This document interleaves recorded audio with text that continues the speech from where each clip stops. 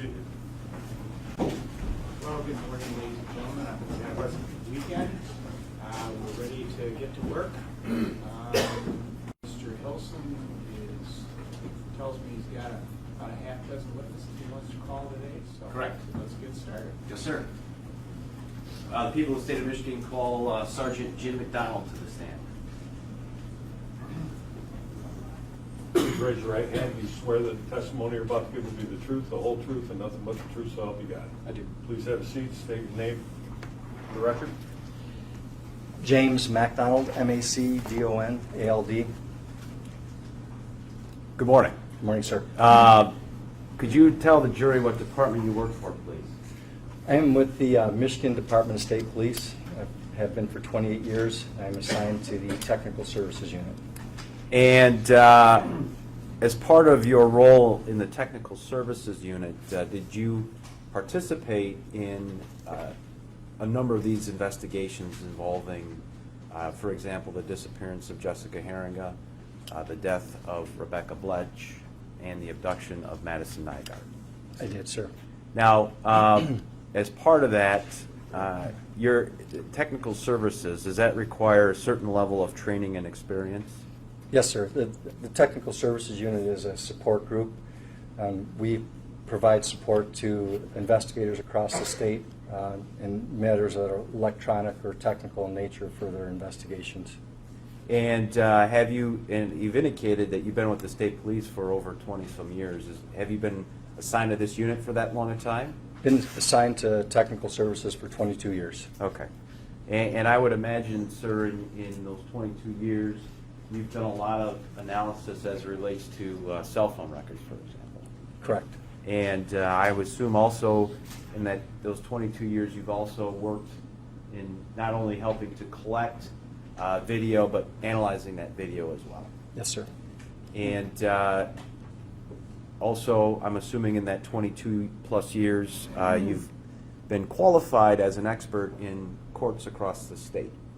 Yes, sir. And you've testified before as an expert. Yes, sir. Excuse me. Fred, do you require me to go any further in his qualifications? Or? I do not. Okay. Stipulate to Mr. Done. Your Honor, I'd move that, based on that stipulation, that we qualify Sergeant MacDonald as an expert in the area of both cell phone data analysis as well as video evidence. The witness will be certified as an expert in that area to be examined. Okay. Before we get into the cell phone aspect of your testimony, I want to go over what you did in the Jessica Heeringa matter as it relates to store video. I'm assuming your services were asked shortly after, or asked for, I guess, shortly after the disappearance of Jessica on April 26, 2013. Yes, sir. And as part of that, had investigators located some locations, in particular along Old Grand Haven Road, that may contain video evidence, if you will, that they were interested in? Yes, sir. And your role, what was your role? Talk generally first, and I'll get into specifics, but generally, what were you asked to do for them? The detectives would go and canvass, businesses and areas of really all across that area, looking for video cameras or cameras that were mounted into businesses, and then they were looking at the video to see if there was anything on there. If they found something that they thought was important, they would contact me to come and extract the video. Okay. And did you do so, did you extract video at least 3 different locations along Old Grand Haven Road? Yes, sir. All right. Give me 1 second here. Sorry.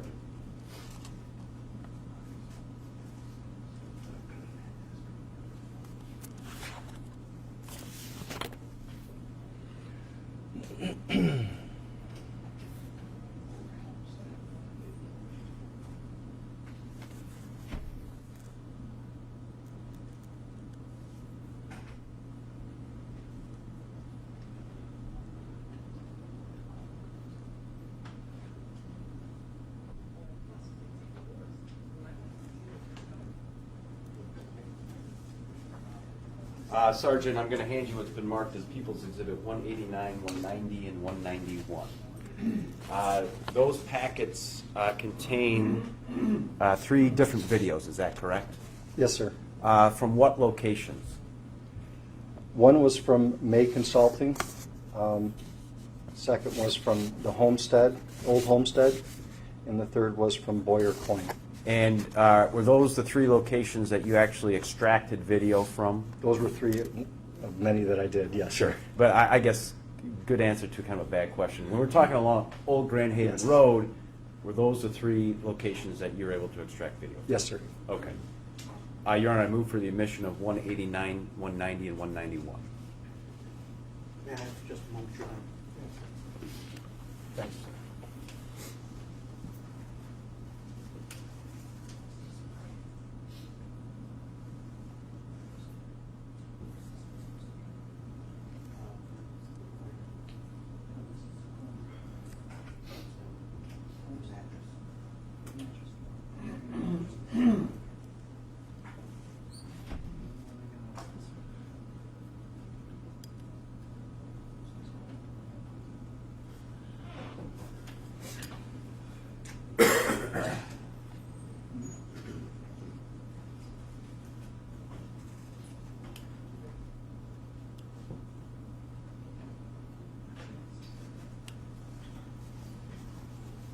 Thank you, Sergeant. I have no objections, Your Honor. All right, Joe. 189, 90, and 91 will be received. All right, let's talk about, let's first talk about May Consulting, which we're calling a mattress store. Is that what it was? I believe it was a home, like a decor kind of, where they come in and help decorate your house and stuff, but they had a back room that did have mattresses. I think that's how we got, kept calling it the mattress store. Okay. And the location of this particular store was where? The store was located in the West Point Mall. It was on the west side of the mall there, and it was, if I'm not mistaken, it was the second or third unit in from the southernmost business, which was Firehouse Guitars. Okay. And this, just so we're clear, because I think I've been calling it something different, but this is the same mall that is, I guess, west of the Exxon station. Correct. Now, prior to your going in and extracting video from all these locations, but since we're talking about May Consulting, were you given sort of a time frame investigators were interested in trying to see if they could capture any images? Yes, sir. For the most part, we were initially looking, before 11 o'clock and up to like 11:30, 10:30, 11:30. We were trying to just see if there was video that was pertinent, and we kind of had a narrower time frame. So I think with May Consulting, I initially went in and was looking earlier to see if there was video from the parking lot. Okay. Now, and were you aware of the fact that investigators were interested as to whether or not any video captured a silver van? Yes, sir. Well, from the description that Detective Casher gave me, that was a vehicle of interest, so we obviously were looking to see if a van of that description was on video. Okay. Now, at May Consulting, how much, well, first and foremost, let's talk about this, did you go there and observe to see what their makeup was, what cameras they had and what it captured? Originally, if I can just explain, what happened, a detective went and looked and determined that there was no usable video from May Consulting. Detective Casher asked if I would go back and see if the camera that covered the parking lot, which would be be just east of where the business was at, was of any usable footage. So when I went back and looked, the camera view for that camera did not capture the parking lot. But while I was looking at it was a quad screen display, I noticed that their back room camera, there was a transom window, a narrow window at the top of the wall that you could see Old Grand Haven Road. Okay. So the camera in their back room that I guess covered their back room also covered a portion you could see things happening on Old Grand Haven Road. Correct. And this portion of Old Grand Haven Road, would be north of the intersection of Sternberg and Old Grand Haven? Yes, sir. Okay.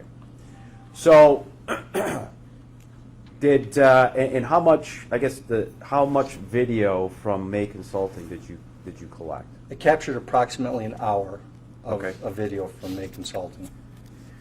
And again, that time frame, did that include times before and after 11 p.m. on April 26, 2013? Yes, sir. Now, you've been doing this for a long time, and I'm sure you've come across many different video systems. Some good, some not so good, I would assume. Yes, sir. Okay.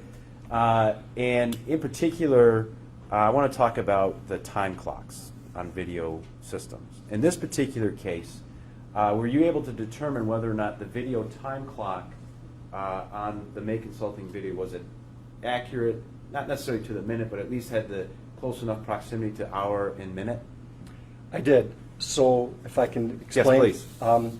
So when you're doing an extraction, the first thing that you try to do is determine if the equipment, the digital recorder, this time is accurate.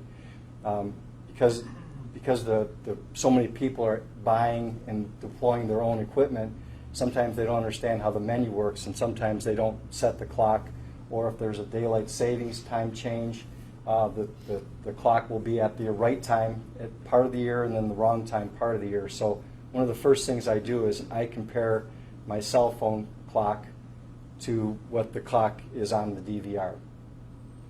In this case, they were approximately an hour off.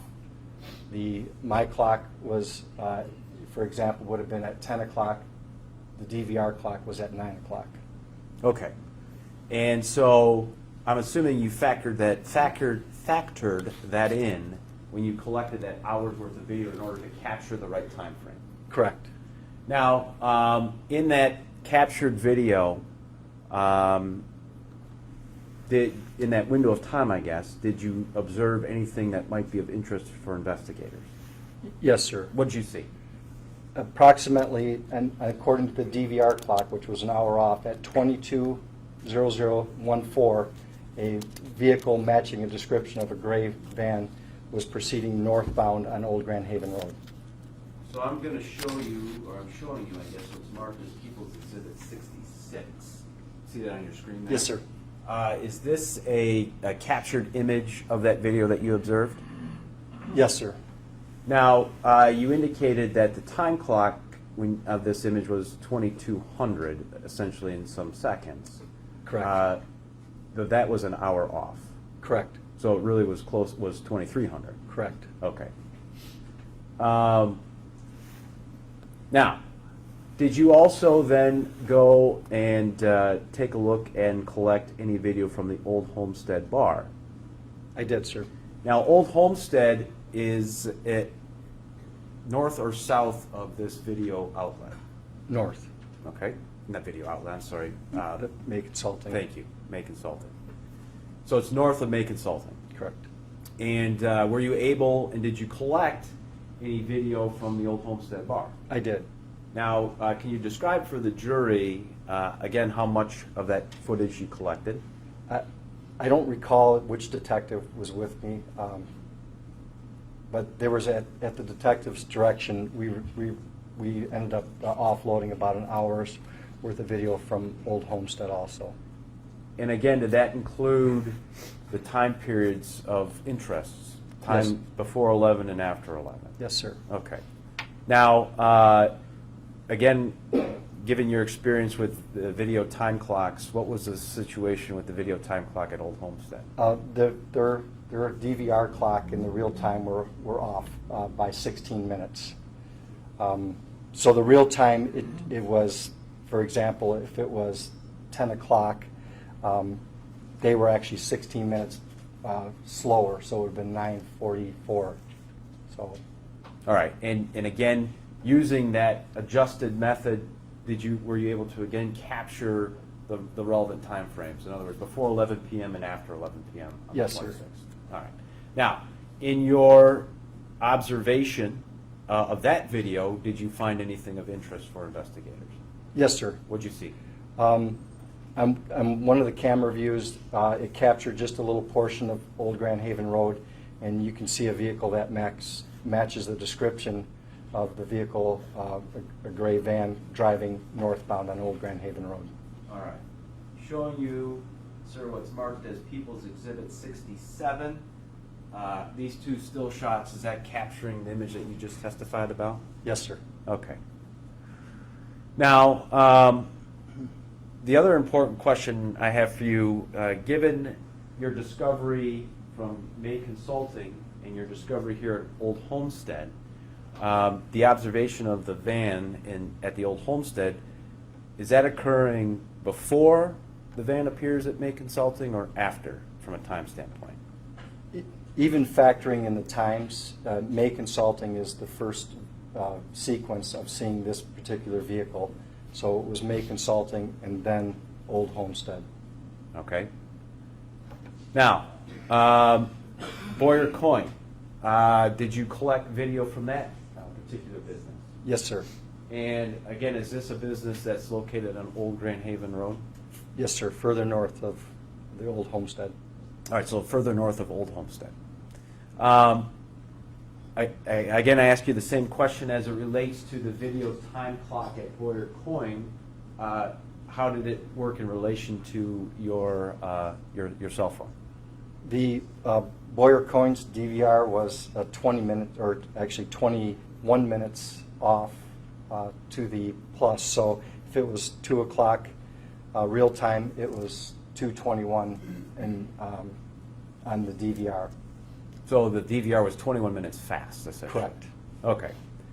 Now, again, did you collect, I guess, how much of that Boyer Coin video did you collect? Same parameters. We were using approximately an hour's worth of video. And again, that hour's worth, did that include times before 11 o'clock and times after 11 p.m. on April 26, 2013? Yes, sir. Now, did you make any discoveries on that particular video? Yes, sir. There was a vehicle that was the same description of the van that was of interest, caught by one of their exterior cameras that caught part of Old Grand Haven Road. Okay. Showing you what's been marked as People's Exhibit 68. Two still images. Are those two still images consistent with what you just testified to? Yes, sir. And again, you kind of answered the question, but this is an exterior camera at Boyer Coin, is that correct? Yes, sir. And that is Old Grand Haven Road that it's capturing? Yes, sir. Okay. Now, I'll ask you the same question as I asked before. In relation to May Consulting and Old Homestead, is this image happening before or after those two locations? This image would be occurring after it appeared at the Old Homestead. Okay. And I'll ask it, but it seems from a common sense standpoint, is this image then appearing after the image at at May Consulting? Yes, sir. All right. Overall, in a time sequence, as we look at these three videos, what conclusions did you draw? This particular van that the detectives were interested in obviously was driving northbound on Old Grand Haven Road as it was caught by May Consulting camera, approximately 11, by the Old Homestead after that, and then by Boyer Coin after that. Okay. And so, is it safe to say that all these images are happening after the 11 o'clock hour? Yes, sir. Okay. Let's talk. Let's talk now on your cell phone area of expertise, and I'm going to bring this over to you, sir. Make sure everybody can see that, and I'm going to give you this.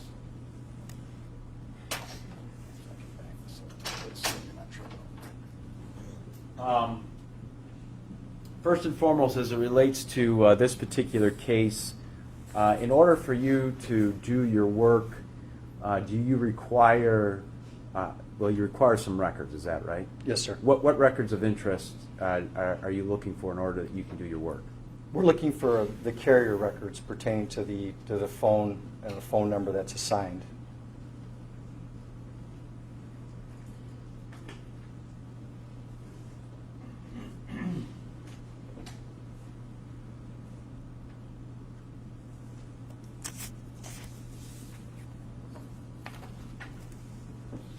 Okay, and could you describe or explain to the jury, what about, how you use those records, and then we'll get into some of the technical stuff, but what's important about those records to you?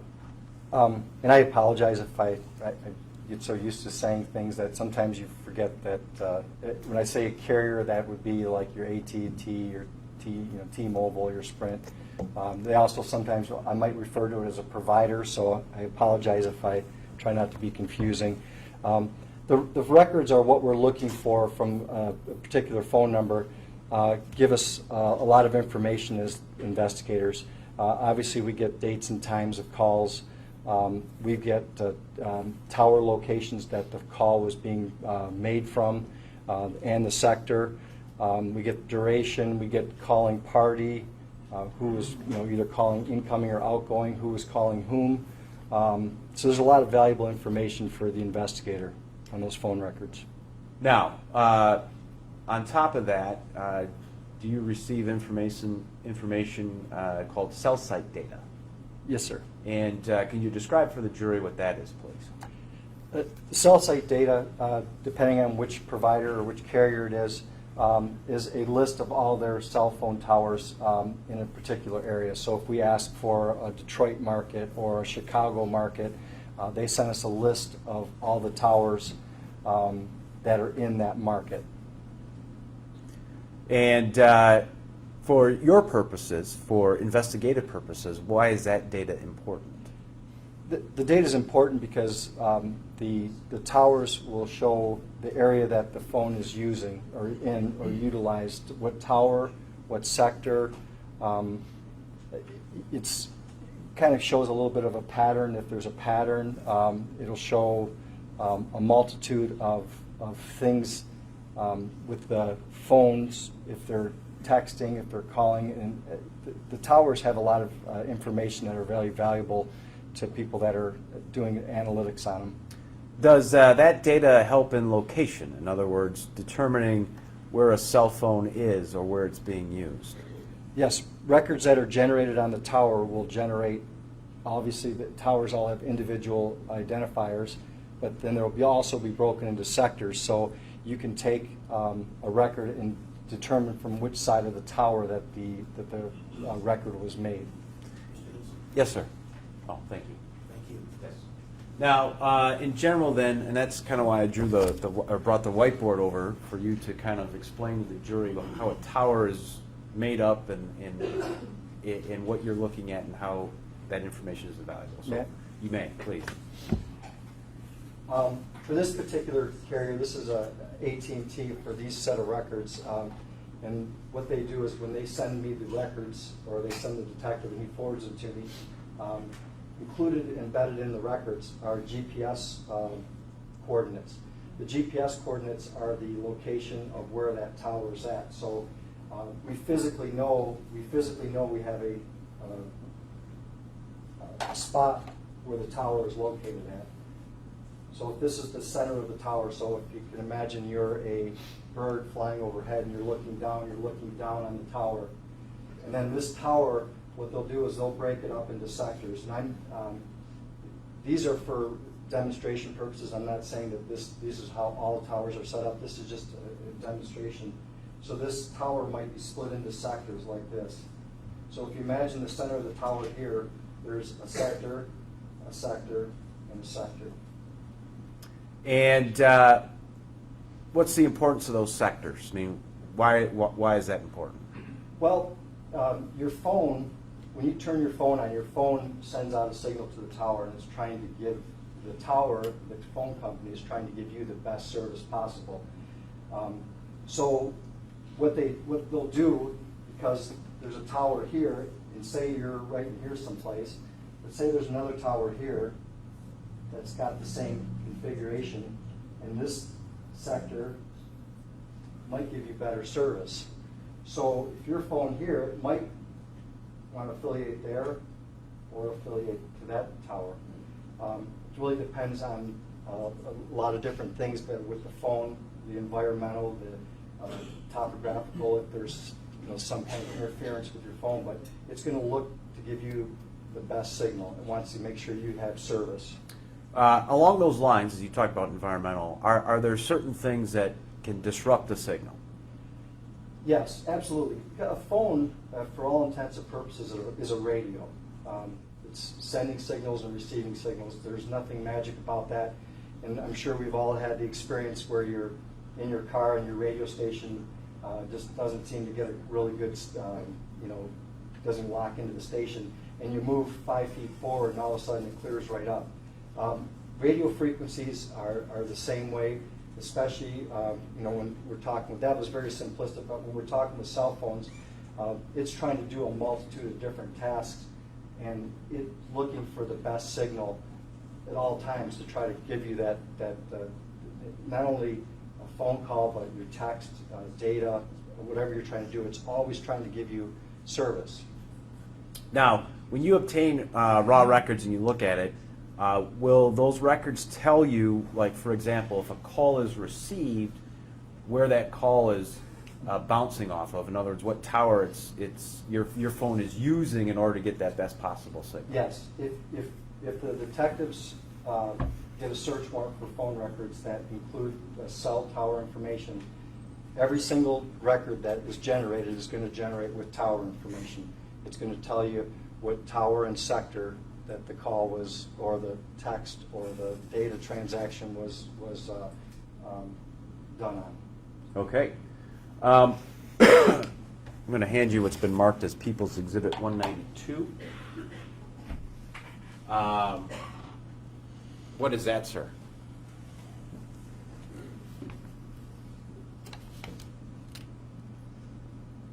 I should ask the question, are those the raw AT&T records as it relates to the defendant's cell phone? Without opening, yes, sir, I would assume they are. And are those the records you used for your analysis on the defendant's cell phone? Yes, sir. What number is that? That is 192. Okay, thank you. Also, and I'm assuming, Mr. Johnson, the stipulation that the defendant's cell phone at the time, his number was 231-855-4471. So stipulated. And their home number was 231-777-0070. So stipulated. Okay. All right, let's talk about your work here, Detective.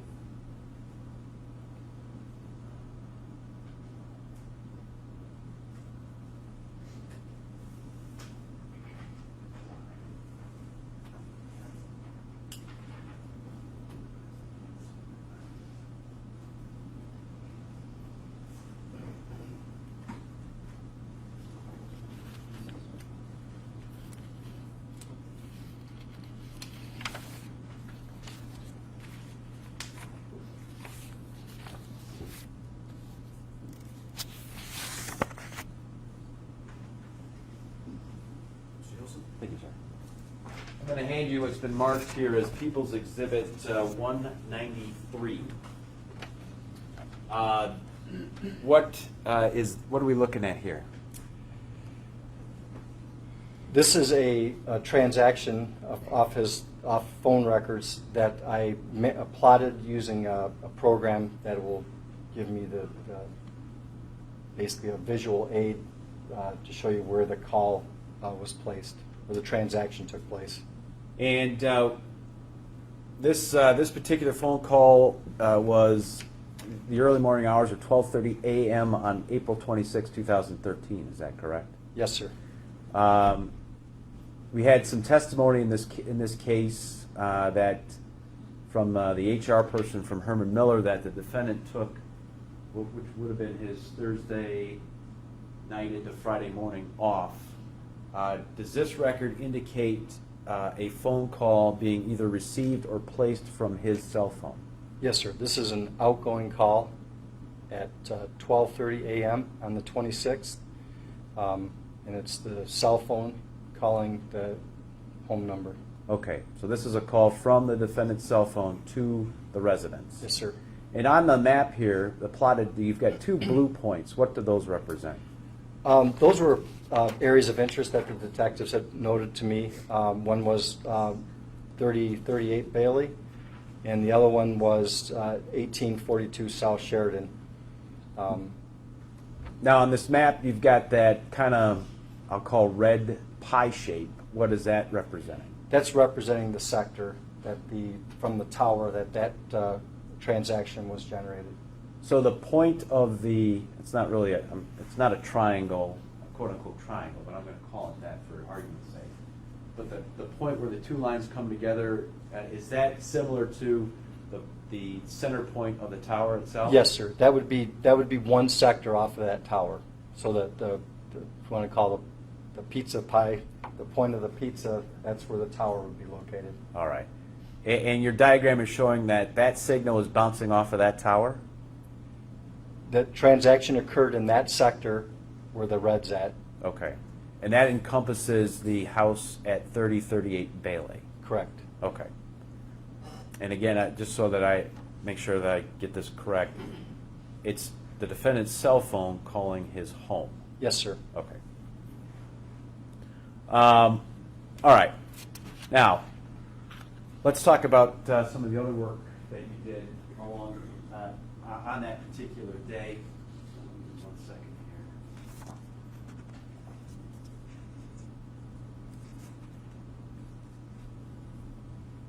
All right. This is People's Exhibits 100. Excuse me, 100.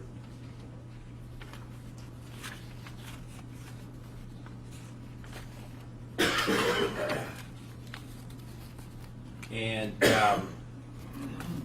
this is occurring, I guess, can you describe for the jury what we're looking at here? Yes, sir. This is an incoming call to the cell phone from the home number, and it's occurring at 11:23 p.m. on the 26th. Okay. Now, you've got started and ended. Can you explain that for the jury, please? Yes, sir. The transaction started in that sector that's highlighted with yellow, and then it ends in the sector that's not highlighted. Now, when you have something like that, what does that mean? Or what I guess, what is one of the possible explanations? There's a multitude of possible explanations in the sense that it could be if you were moving, like if you're driving down 31, for example, and you were driving, you could hit off multiple towers if you were on a phone call driving. If you're stationary, it could be something changed either environmentally, maybe you were behind something, that a brick wall or something, and you moved and your phone grabbed another tower because the signal was blocked and it wanted to make sure you had continual service. So there's a lot of other things, like if the weather had changed, but for the most part, usually movement or something blocking the signal, making it switch. And I go back to think to part of your earlier testimony. The goal of any cell phone carrier is to give you the best cell signal possible. Is that Correct. correct? And I'm assuming that's why phones are even designed today, to try to get to wherever the strongest signal is. Correct. Now, both of these sectors, where it started and where it ended, does that incorporated what address? That would incorporate the 3038 Bailey house. So if I understand correctly, there is a phone call coming from the defendant's home, the landline, to his cell phone at 11:23 p.m. on April 26, 2013. Correct. All right. Let's move on to, this is going to be People's Exhibit 101. What are we looking at in this particular exhibit? On 4/26/11:59, there's an additional incoming call from the residence to the cell phone. Okay. So this is an incoming phone call from the landline, defendant's landline, to his cell phone. Yes, sir. And again, the sector that it's bouncing off of, what address does that incorporate? That 3038 Bailey. And this is, I think, well, the exhibit kind of shows, but this is 11:59 p.m. on the 26th. Correct. All right.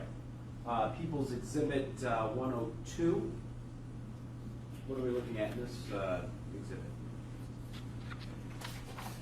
At 102, it actually would be 427 at 12, right at midnight.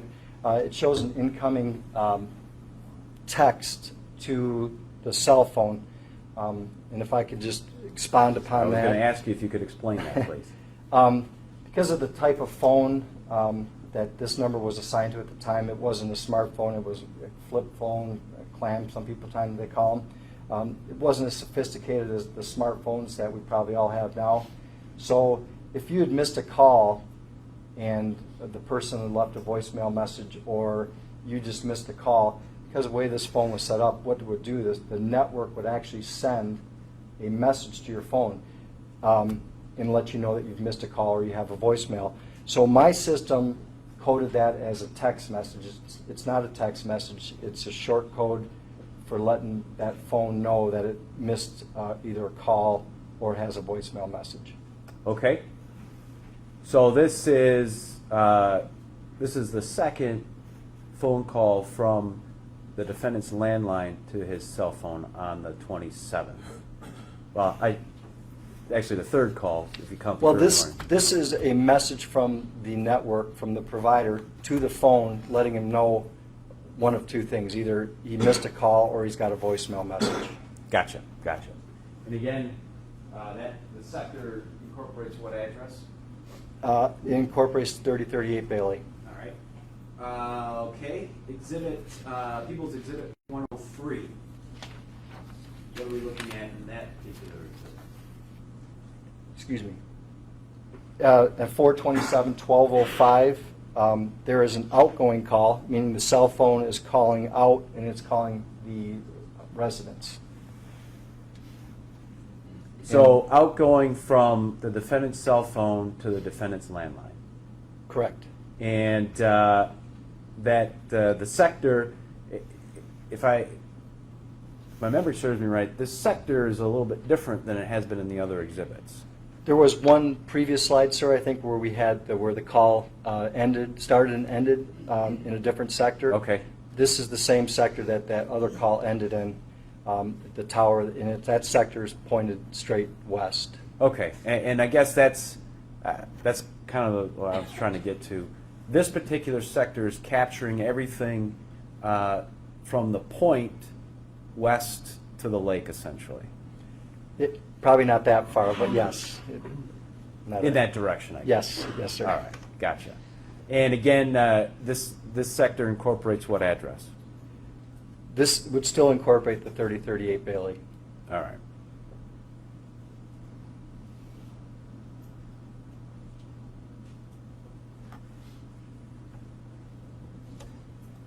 Give me 1 second here, Sergeant.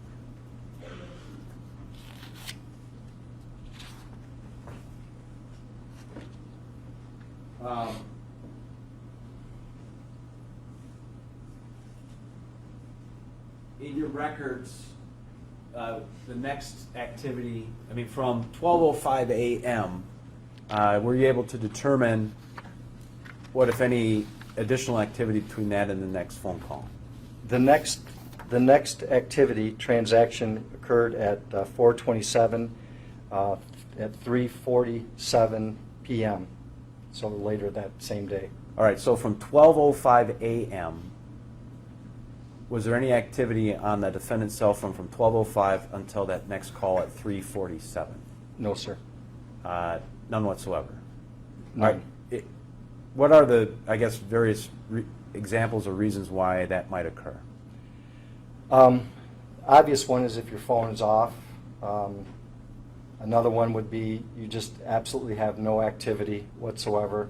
Those are probably your two best explanations. So nobody's calling you, you're not calling anybody, is one explanation.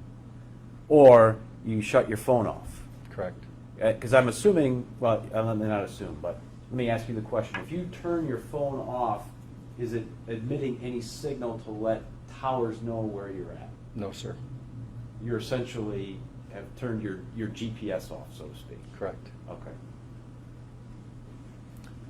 Give me 1 second.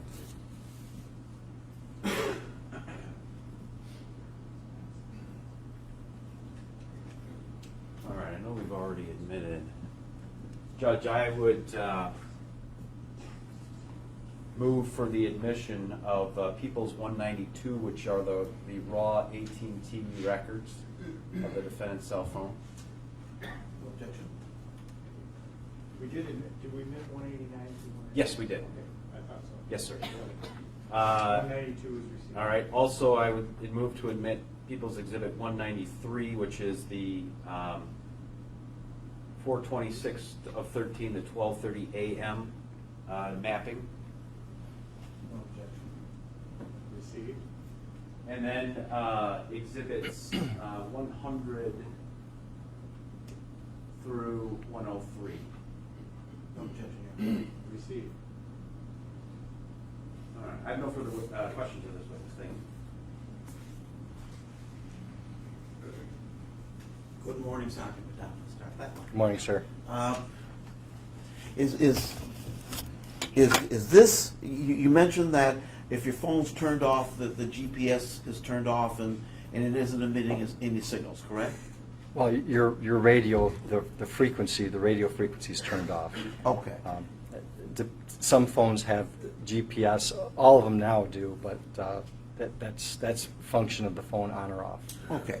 But I guess, do you know of any carriers who make it their policy to inform people that if you turn off your phone, the phone can't be traced or anything along those lines, or the phone can't be followed, or it isn't sending signals if it's off? You know any carrier that sends out notifications to people saying, hey, this is the way your phone works?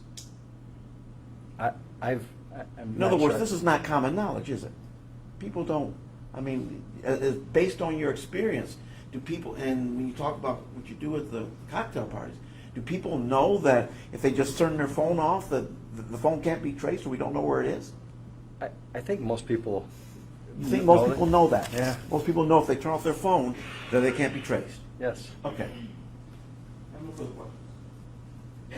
Thank you. You may stand down. Thank you, sir.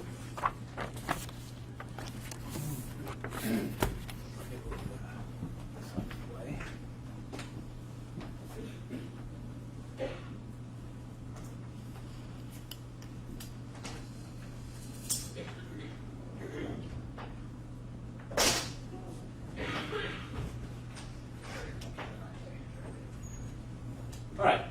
People of the state of Michigan call Detective Sergeant Zach Sparks to the stand. Do you solemnly swear or affirm the testimony you're about to give in the matter before this court will be the truth, so help you? Yes, I do. Please be seated and state and spell your first and last name. Zachary Sparks, ZACHARY, SPARKS. Good afternoon. Wow. Good morning, Detective Sparks. How are you? Good. You work for what department, sir? Michigan State Police. And were you assigned by the state police, or were you, I guess, asked to assist in some of this investigation? Yes, I was. Now, I want to initially talk to you about your first assist in the, I guess, the traffic stop and arrest of the defendant. Do you recall that? Yes, I do. And now we've had some testimony from Deputy Foster that he was the marked unit, in other words, the cruiser, if you will, to initiate the traffic stop. Do you recall that? Yes. What was your role? My role that day was myself and Detective Levine from Muskegon County Sheriff's Department. Our role was to make contact with Jeffrey Willis that day and bring him into the Sheriff's Department for an interview. And in fact, after Deputy Foster initiated the traffic stop, did you make contact with the driver of the vehicle? Yes. And I want to show you, sir, it'll be on the screen in front of you, People's Exhibit number 1. Do you recall that vehicle? Yes, I do. Is that the vehicle that was pulled over? I believe so. It looks like the vehicle. I'd have to see the plate, the registration Okay, plate. hold but on. I believe it is. Okay. I can show you that. It'll be People's Exhibit.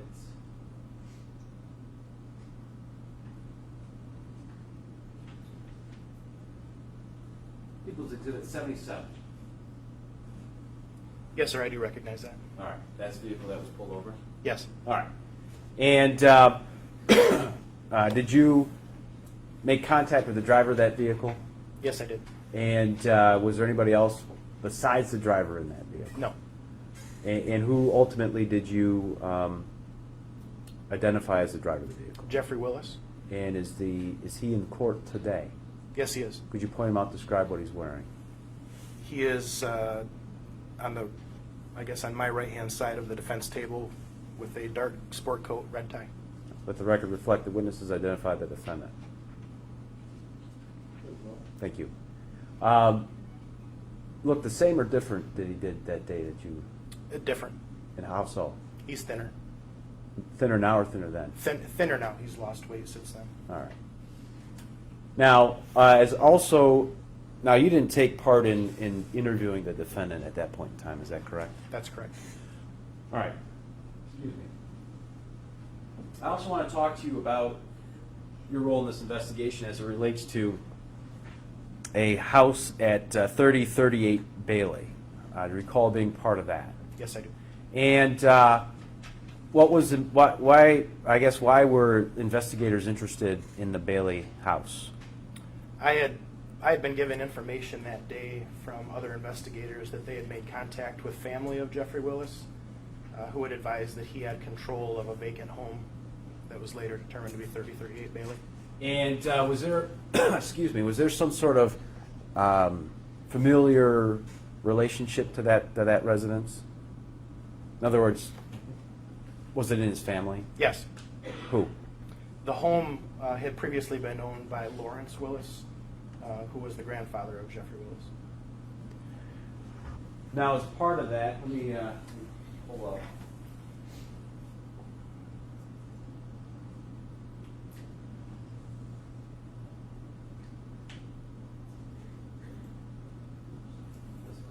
All right, starting with Exhibit 104. What are we looking at in that photograph, please? This is a photograph of the address 3038 Bailey. I would have. What number is that? 3038 Bailey. 104, Judge. Okay. I would have taken that photograph. You took this photograph? Yes. Okay.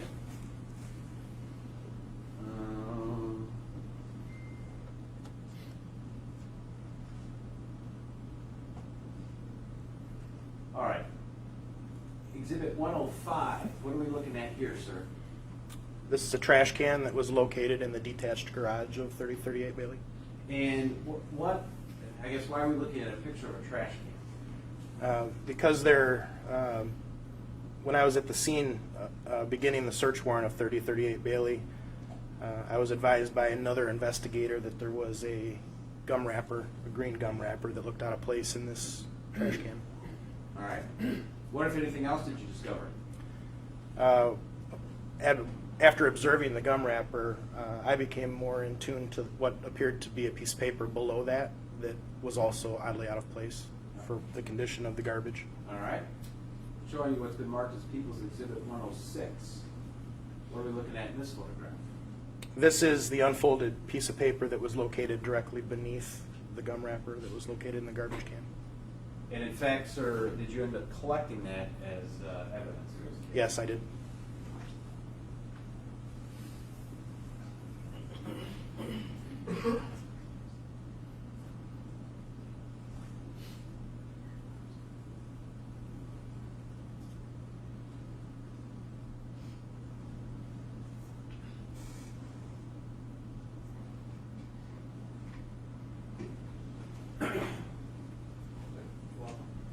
Handing you what's been marked as People's Exhibit 194. What's in that envelope?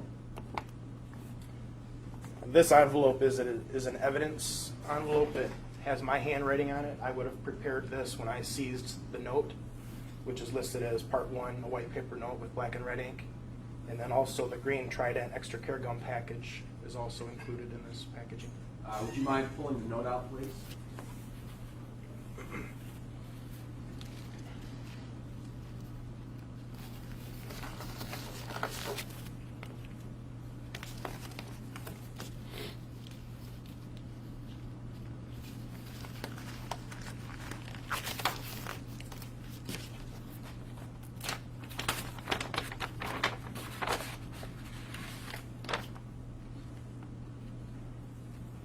All right, I'm gonna line this up here on the exhibit for the jury's purposes.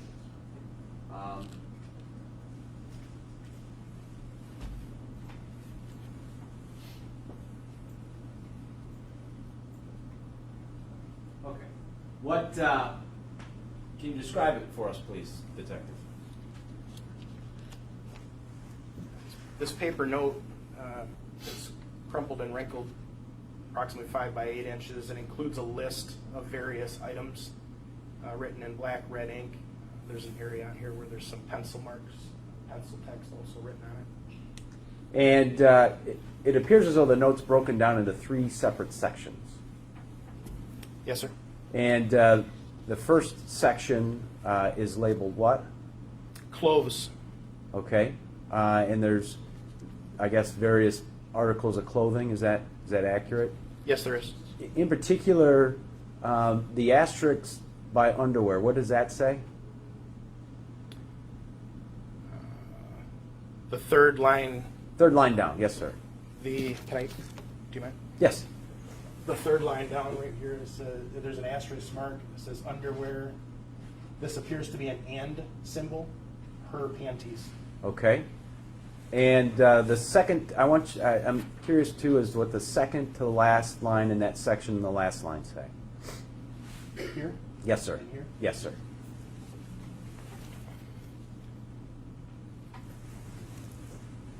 This asterisk, and it says hoodie, and then this asterisk, it says coat with a question mark. Okay.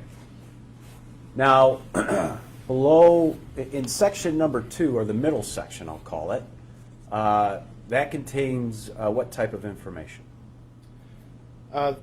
They're items. Would you like me to read the sections? Please.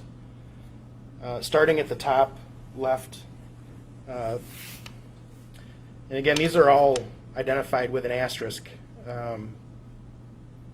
Small camera, big camera, small tripod with a question mark at the end, big tripod with a question mark, gas can, matches, lube, video from house, if any, crowbar. Okay. And then I guess separated in the third section, labeled kit.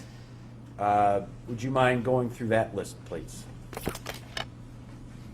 The section at the bottom identified with the square surrounding kit. Again, these are all identified with asterisks up until this vibrator bag, which has hash points after those, presumably the items that are in that bag.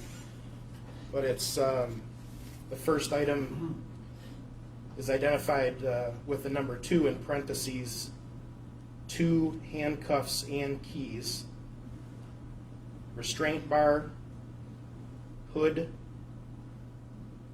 another 2 in parentheses, ball gags, restraint board with a question mark, toolbox, locks and keys, gloves, tape and washcloth, vibrator bullet, neck restraint, bag of rubber gloves, vibrator bag, and then this is the section where there's 4 items with hash marks below it. Under vibrator bag is vibrator, batteries with 2 in parentheses, condom, French tickler, and then this next item is a separate asterisk, zip ties, and then after zip ties in parentheses it says 19 small. The next item is needles, and after that in parentheses is the number 4, and then after that in parentheses is the number 7 big, which actually I believe the zip ties 19 small, 7 big is where that is supposed to be in conjunction. The needles with 4 I think is a separate item, but they do kind of interlace on those lines. And then the last item, this is the only part of this entire list that's in pencil, hook and rope. Now, as part of your investigation, Detective Sparks, did you inquire into the question documents unit of the state police for some assistance? Yes, I did. And as part of that process, what is required, and I guess what is required of that unit in order for them to do their job, and then what did you do? Well, the purpose of getting with the question documents unit was to take this list and gather handwriting samples of Jeffrey Willis to compare to this list to determine if it was his handwriting. Now, we've had some testimony from his ex-wife that she provided some known writing samples of the defendant. She did. You recall obtaining those? Yes.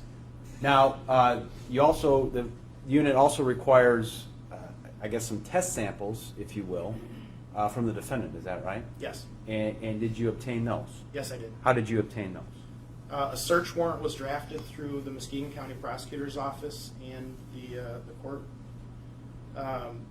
That search warrant was drafted with a list of each of these individual phrases, not in the same construction as this list. This list was never presented to Mr. Willis during the execution of the search warrant, but the search warrant was drafted with each one of these items on that list and instructions on the list for him to recreate these specific phrases on a document. Now the document that was provided, I was able to find a notepad that I believe was nearly identical to this, and that was one of the things question documents wants, is for it to be written on a similar paper, size and shape.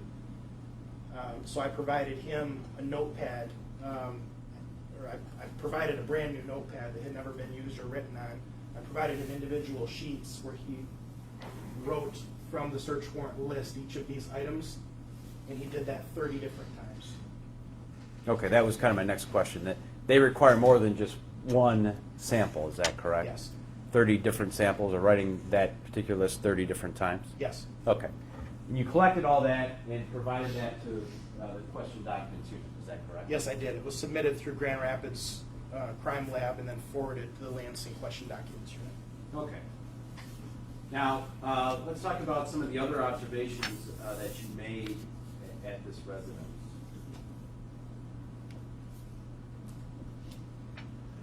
In particular, People's Exhibit 107. What are we looking at here?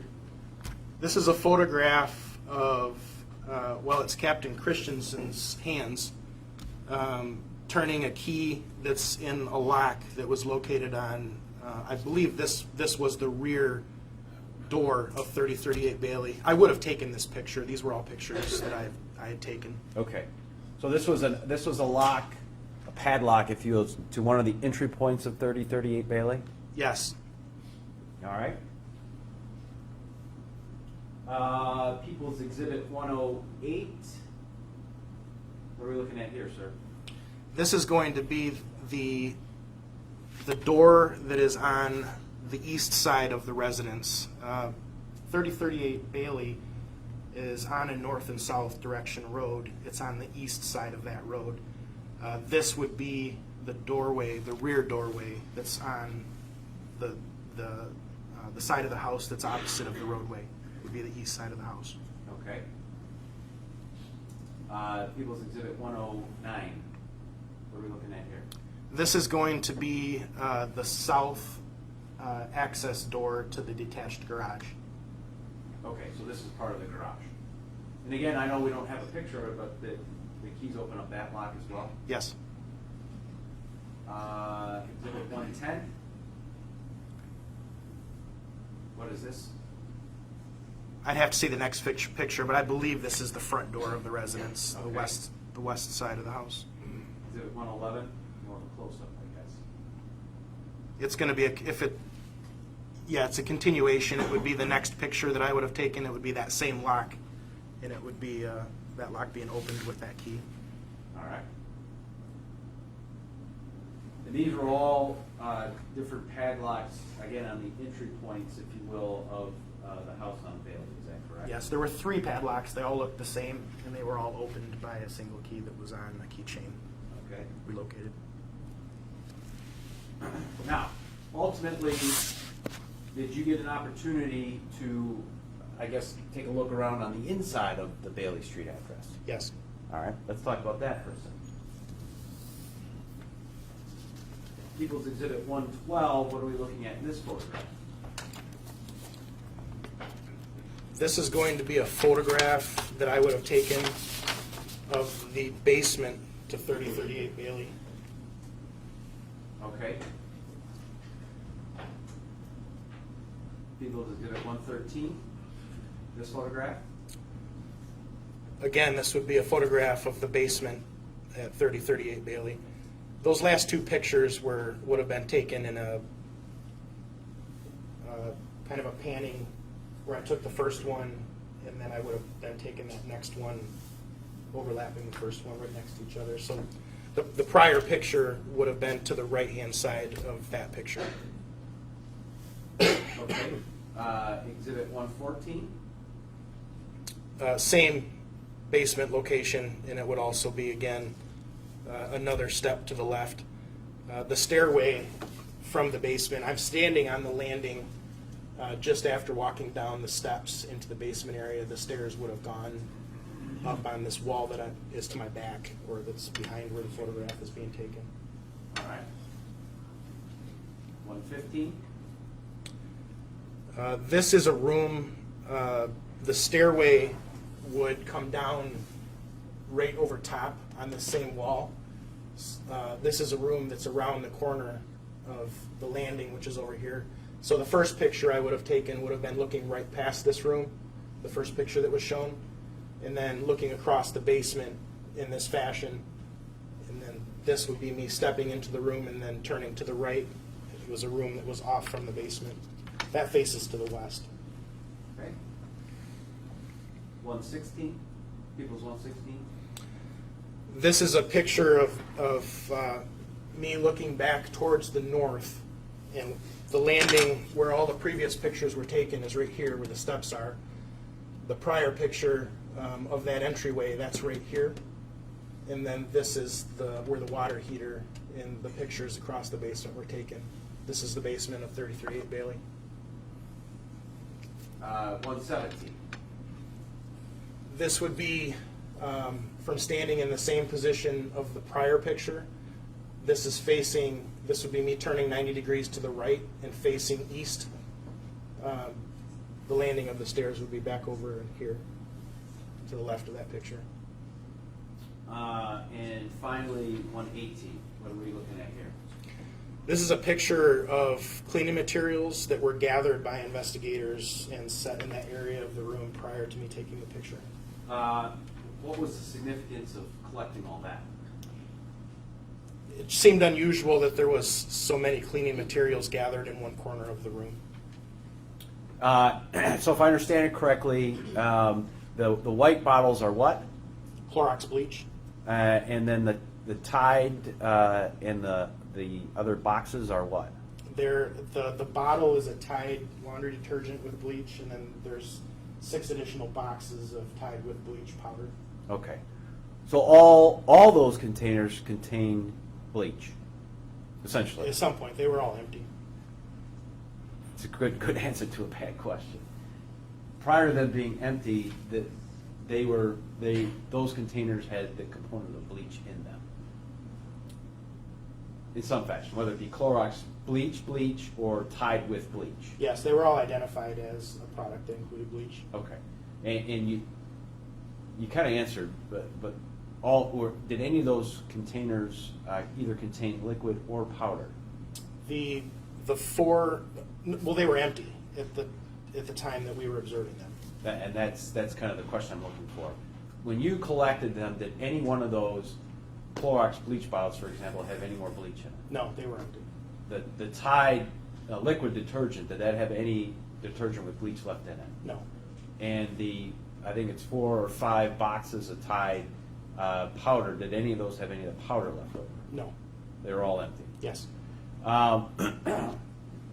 In your observations, Detective, in the basement in particular, did you make any observations as to any unusual conditions or anything that would suggest, for example, water damage or anything of that nature? No. Can you explain your answer? We had gotten information that there was a point where Mr. Willis had been tending to the basement from water damage, and we were in the house at least on 3 different occasions for 3 separate search warrants, and to me the basement did not look like it had acquired water damage. Again, I had not been there previously, but there were cardboard boxes on the ground that had not been deteriorated like I would think if there was water damage, and there were not other indicators that I believe would have showed water damage. Also, in your search of the residence, did you find any airsoft gun or fake or toy guns at all? No.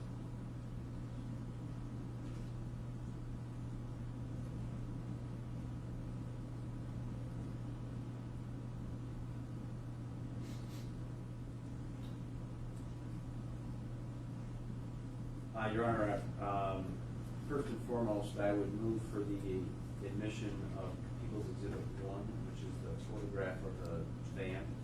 No objection. That's number what? 1.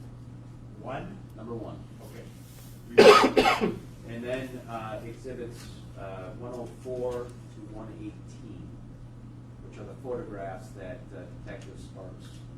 104 to 118. Correct. Okay. You're on 118, Your Honor. Okay. Ted Sparks, I think you said it, but that's 118 on your monitor right now? Yes. That shows a bunch of cleaning materials all gathered in one spot. Is that how they were found? No. Okay, and do you know from whence they came, from where they were gathered? I don't. There were a dozen investigators assisting with the search. I was told that they were all located within that corner, but in the specific spaces, I don't know the answer to that. But you didn't personally see where they were located? No. You were simply told by others where they found them? Yes. Okay. I don't have any further questions, and I have no objections to those exhibits. Okay, they'll be received. I have no further questions of Detective Sparks.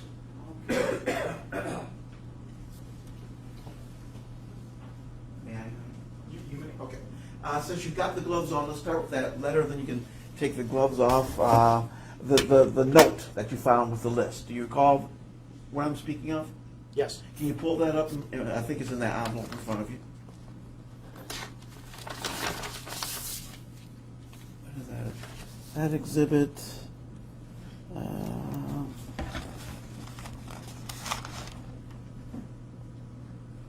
I think it's 106 or 107, somewhere around there. It's 190. 190. I was way off. Right? It's 196. I think that's the exhibit number with the photograph, though. 194H, I think.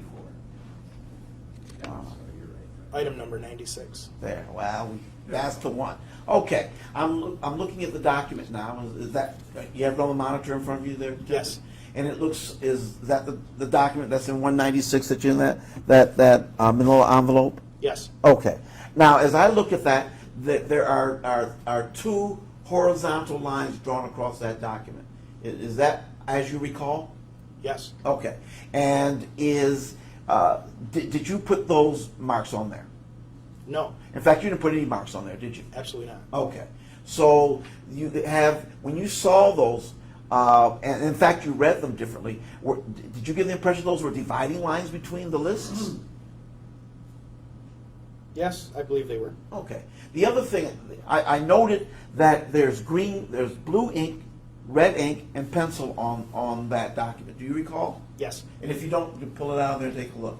Okay, so did you, in looking at the document and in your experience, was there any, could you discern any particular reason why different inks or pen and pencil were used to create that document? No, I couldn't say one way or another. You've made lists in your life yourself, correct? Yes.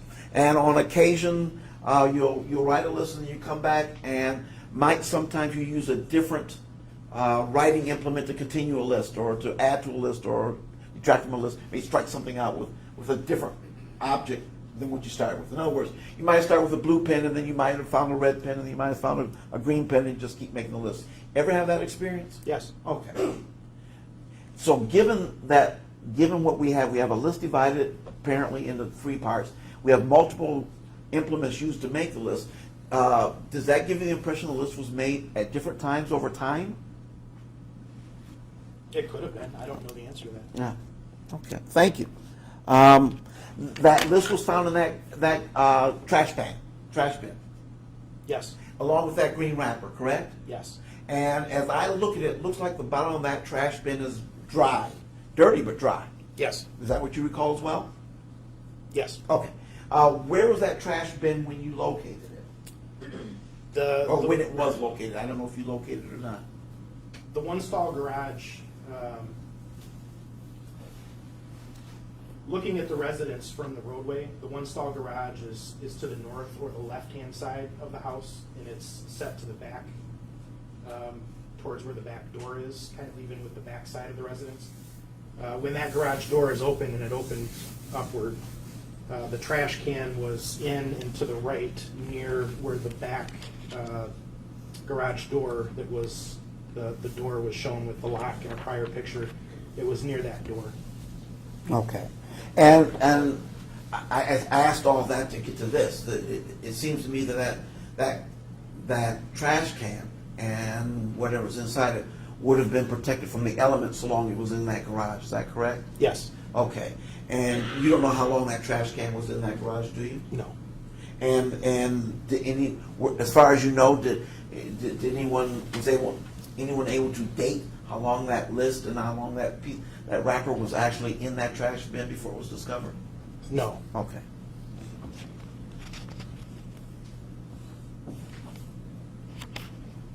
You mentioned that my client, and it's going to sound like a silly question. My client has lost weight, correct? Yes. He hasn't gotten any taller, though, has he, as far as you can tell? I don't believe so.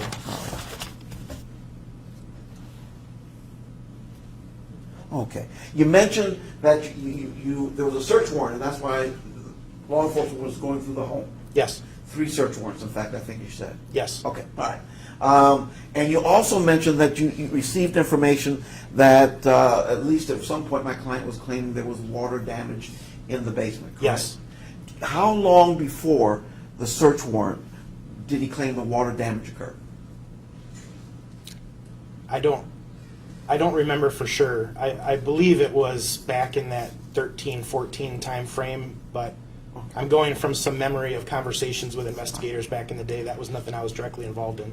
13-14 time frame, and the first search warrant took place when?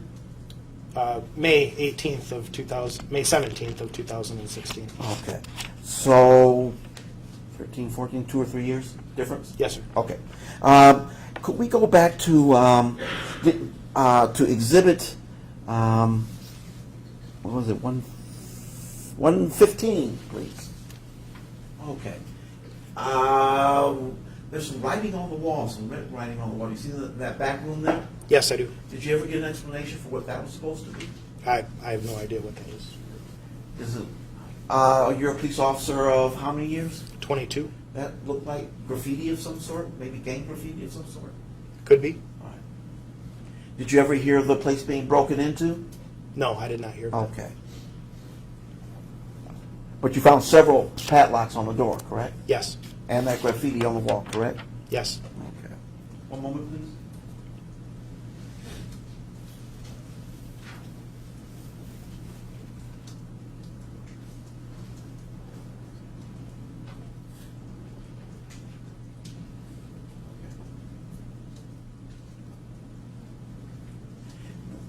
During the, I assume that if you're working on this task, this particular task force, and you were, correct? Yes. Okay. There were briefings on occasions where you guys matched what you found and tried to figure this puzzle out, correct? Yes. Okay. During the course of those briefings, do you ever recall hearing about my client going up north for snowmobile trips? Yes. Okay.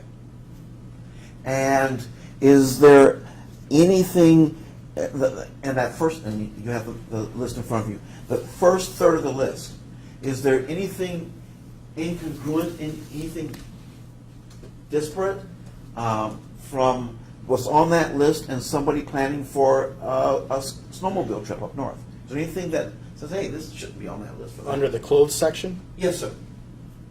What code says? panties maybe, her panties. Okay. Do you know if my client was married? Yes, he was. At Do the you know time. if she went on the trips with him? I don't believe so. You don't believe so? Do you know? I don't know that Okay. answer. I don't believe she did though. But you don't know. Right. Did you ever ask her that question? Did you go on snowmobile trips with your husband? Say that again. Did you ever ask her that question? Did you go on snowmobile trips with your ex-husband, Miss Bishop? Did you ever ask her? I don't remember talking to Miss Bishop about that. Okay.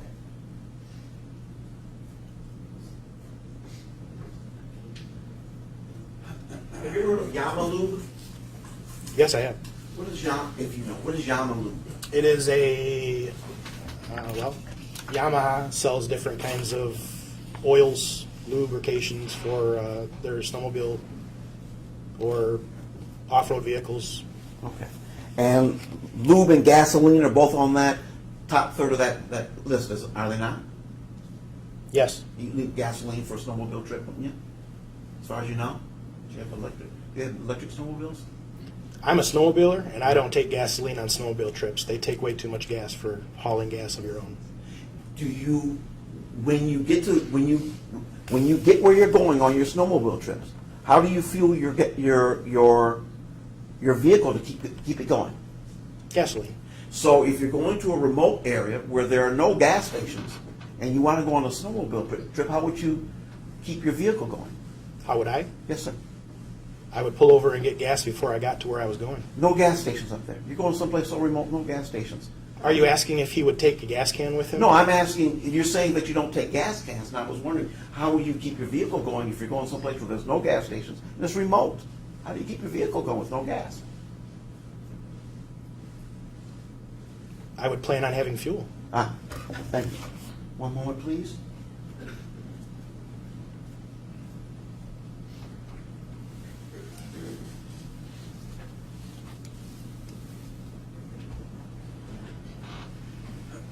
Thank you. I have no further questions. I don't mean. You stand down, thank you. Probably a good time to take our morning. Judge, can we stop on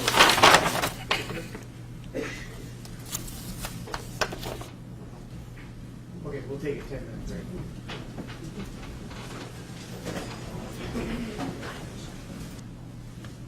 break. Please raise your right hand. Do you swear that testimony you're about to give will be the truth, the whole truth, and nothing but the truth, so help you God? Yes. Please have a seat, state and spell your name. My name is Detective Lieutenant Mark Goff, Goff as in Frank.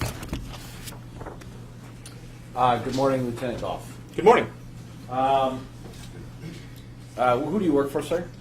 The Michigan Department of State Police at the Lansing Forensic Laboratory. And how long have you been so employed with the state police? About 18 years now, with about 9 years in the forensic lab. And are you assigned to a particular unit in the forensic lab? Yes, I am. I work at the question document unit. And just in general, sir, could you describe for the jury what the question document is and does? Okay. So I receive and examine cases involving documentary evidence, and sometimes I come to court to testify on those things. we do comparative examinations of handwriting and hand printing, printers, copiers, inks, paper. We do restorations of charred documents, water-soaked documents, obliterations, and we work on identifying counterfeits, forgeries, alterations. Now, as part of that, I'm assuming you go through some either education and or training to get that qualification. Is that accurate? Yes, sir. So we actually have a 2-year training program under the direct supervision of qualified document examiners. It's akin to an apprenticeship. In addition to that, I've also taken numerous outside courses to include the FBI's Fundamental Handwriting Examination course. Now, is there a certification that comes along with all this? There actually is a certification. I'm currently working on it. Gotcha. And have you testified as an expert before here in the state of Michigan? Yes, I have, numerous times, and actually read in this courtroom before. I was going to say, not too long ago, you were qualified as an expert in this particular courtroom. Is that correct? Yes, sir. An expert in the area of handwriting identification and whatnot. Yes, sir. All right. Your Honor, I move to qualify Lieutenant Goff as such. No objection. He will be qualified in that field. Lieutenant, in a sense, could you describe for the jury, I guess, the uniqueness of handwriting, why the question document unit actually can exist? Does that question make sense? Yeah. So it starts with the understanding that no two people write alike, and that people are individuals, and that under normal circumstances, that individuality is going to be reflected in their handwriting. So there's a number of factors that are involved in determining some of this individuality, and some of those can be physical factors to include a person's fingers, the size of their hands, their arms, their muscular makeup or coordination. Some of it can be schooling, as how they learn to write or how they picture their own writing should look. And then some of these characteristics, some of these factors combine to influence a person's writing habit or their characteristics. So some of these characteristics that we look for in a person's writing are first the gross overall appearance. Does it look alike? Okay. And then there's the letter forms. Do the letters look similar? Are they formed similar? Just as an example, would a number 4 be made with a peak or open like a football goalpost? Those are just some character forms that we look at. Then getting more in depth, there's line quality. Is it smooth or wavy? There's pen pressure variation. Is the pen writing hard? Is it light writing? Does it vary in the pressure? Are there tapered beginning and ending strokes? We look at the spacing between letters, the relation to the baseline. Are the letters off the line? Are they below the line? Height relations. How tall are certain letters in relation to each other? Proportions. How big are certain letters in relation to each other? And then all of these characteristics, some of them have more individuality, more uniqueness. Some people make characters a little differently than others, and those are some of the things that we really key on when we're doing an examination, in addition to all of the other characteristics that we look at. Now, when doing an examination, we can make a determination that common authorship exists when these combination of characteristics exist in both the question writing and the known writing, to the extent that it would be beyond reason to believe that this combination of characteristics would appear in both, in the handwriting of like 2 separate people by mere chance or coincidence. And that kind of leads to my next line of questioning. So in order for you to properly analyze a question document, first you have to have a question document, I would imagine. Yes, sir. And then you require of law enforcement to do what, as far as the materials you need in order to make an analysis? So we request known writing, and this known writing is, our typical request will consist of a request sample, and what that does is that gives us the same words, letters, letter combinations that that we need to examine some of those characteristics. And then we'll also request some collected writing. And this collected writing is writing that was written outside the course of the investigation. And so that gives us an idea of whether or not the request writing samples are truly an example of their natural handwriting.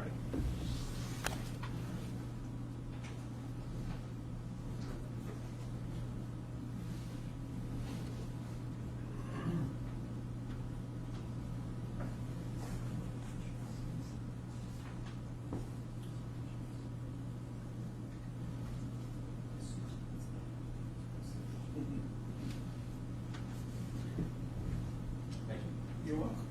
Lieutenant, I'm going to hand you what's been marked as People's Exhibit 195. Can you describe for the jury what that is, please? Yes, sir. This is a copy of my lab report and bears my signature. Okay. Now, for this particular opinion and report, did you have a question document? Yes, sir. To review. All right. I'm going to hand you what has been marked as People's Exhibit 194. Does that appear to be the question document that you were asked to examine?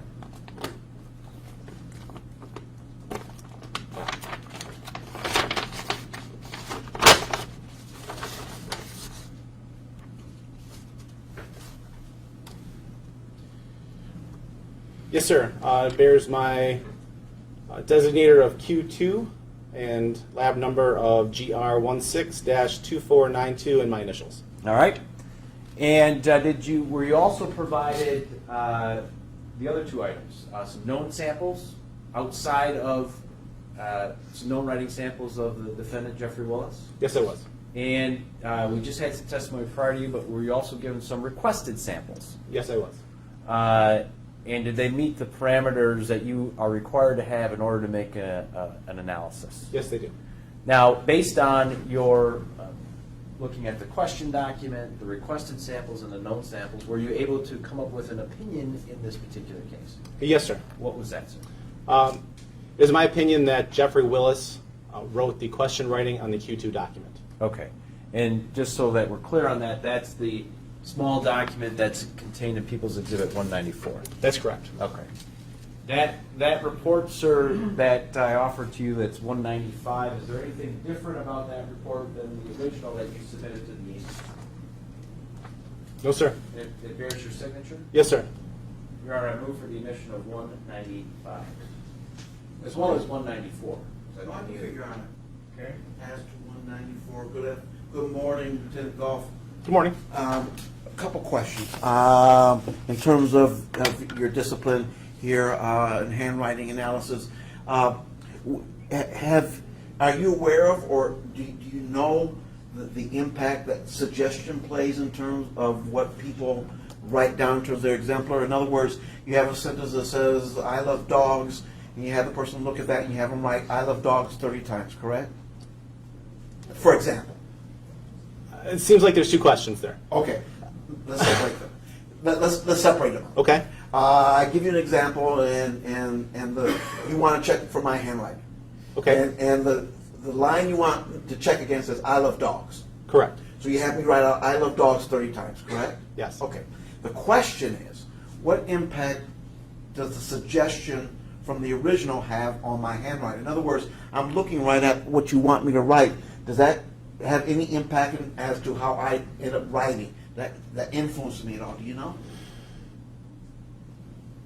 So are you saying if I guess my question is, what are you copying? Are you copying the question document that you are executing the known samples from? Yes. That could impact someone's handwriting, yes. Okay, do you know if that was done in this case, or was it something typed out and then he was told to write it? I do not know. Okay. The second question I have is how do you compensate for a guy faking it? In other words, suppose the line you asked me to write out is "I have the marijuana in my pocket." Well, I don't want you to realize it was me. So how do you compensate if a guy tries to fake his handwriting, or either try to fake it so it's not identical, or try to fake it so that it is, so maybe it gets him out of trouble? How do you compensate for that? Okay. And believe it or not, actually, people do that a lot. And that's actually why we request collected known samples. So part of my examination is I examine the request writing and I examine the collected writing for consistency. So do the same writing characteristics that exist in those request samples, do they exist in the known samples? And that shows a common authorship there. One of the reasons that we ask for multiple samples, and in this instance we had 30 request writing samples, it's twofold. First of all, when a person attempts to disguise their handwriting, they can have a difficulty maintaining that disguise. And what we look for when we do an examination to render an opinion of disguise is, is a person able to execute the writing consistently? So in disguise, the number one thing that people will do to attempt to disguise their handwriting is write with an opposite slant. So if they normally slant to the right, they'll slant to the left. They'll make grotesque characters. So specifically, usually the uppercase or first letters of a word, they'll make it ornate or illegible. Scrawling is another method. And if you remember when we talked about it before, and I explained, I examined the document for naturalness of writing. And so when you write a smooth line, that is an indication of natural writing. If you're attempting to write in a disguised manner, the writing is going to be slower because you have to think of each movement that you're going to make, and that is inherently slower than executing your natural writing style. And so this slow writing shows up with tremor in the line, heaviness of pen pressure, and blunt beginning and ending strokes because the pen starts, moves slowly throughout the line, and then stops. And it's not a smooth flying finish. So that is something we do check to ensure that the writing that we get is a natural sample. All right, thank you. And earlier in the trial, we had some folks in there talk about DNA, that sort of thing. And I got the impression that most of the work on DNA is done with computers and microscopes and very precise instruments that help people measure and weigh one against the other. This is a different type of discipline, is it not? In other words, this is a human being, eyes and training, looking at documents and attempting to discern is the handwriting different or is it not? That's correct. Okay. And is that why it's called an opinion? You said, it's my opinion? That is correct. Okay. Do you know whether or not the samples that you used in the information that you came, especially 194, 95, I forget which, it doesn't matter. Is there a check and balance with that? In other words, when you come to a conclusion, is there a second handwriting expert or a third handwriting expert who also reviews your results and either agrees with you or disagrees with your conclusion, or is this a solo kind of one-man operation here? No, sir. All of our opinions and our laboratory reports are independently reviewed by a qualified examiner in that same discipline. The reports are. How about the conclusion, the information that led to the conclusions in the report? In other words, did three guys look at my client's handwriting and all three say, hey, this is the same guy? Or was it the report itself, the conclusionary report that was reviewed? No, sir. The review encompasses all aspects of the case, and that would be any notes, any images, and the report, including the opinion statement. Okay, I'm a little slow here, so I'll ask. Did multiple people look at these examples and come to the same conclusion as you did? Mine was, in the question document unit, there were only 3 of us at the time, Uh-huh. so it was reviewed by one of the other 2 people. Okay. And is that person's name listed on your report or no? No, it's not. Do you know who that person was? I do not know who reviewed it. It was one of 2 people. How do you know it was reviewed? Is that just standard procedure, or is there some demarcation? It has to be, in our laboratory system, in order for a case to be marked complete, we take our notes in a computer system, we write our reports in the computer system, we load all of our images and all the rest of our handwritten notes into the system, and then we have to request a review. The report cannot be released without my signature until a reviewer has checked off to say that they've reviewed it. You didn't check the fingerprints or DNA, that's not your role. That's not my area. As for the admission of the document, I have no objection. Documents, 94, 194. 194, 195. 194, 5 are received. I